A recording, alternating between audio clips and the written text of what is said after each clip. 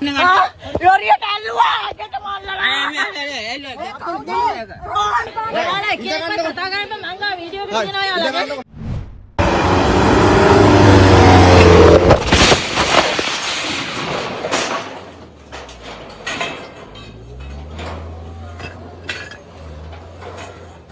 මේ දිනවල සමාජ මාධ්‍ය සංසරණය වන මෙම රියානුතුර පිළිබඳව නිවුස් ෆස්ට් අප සොයා බැලුවා.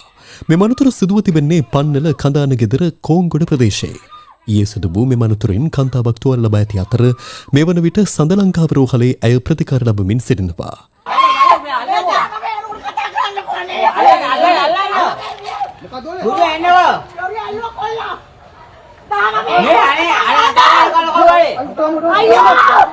ඇගේ තත්ත්වය බරපතල නොවන බව පොලිසිය සඳහන් කළා.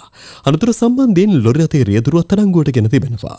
අත්අඩංගුවටගත් රියදුරු අද කුලියාපිටිය මහේස්ත්‍රාත්වරයා හමුවට ඉදිරිපත් කිරීමෙන් පසු රුපියල් ලක්ෂ 5ක ශරීර ඇප මත මුදා හැර තිබෙනවා.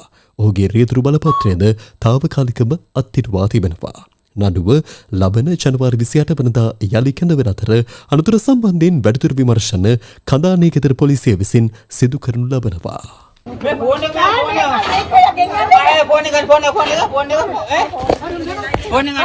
ලොරියට ඇල්ලුවා අදට මල්ලලා හරි ඔව් ඔහොමද පිටාවේ ඔව් කතා කරන්න මං ගා වීඩියෝ එක තියෙනවා යාළුවා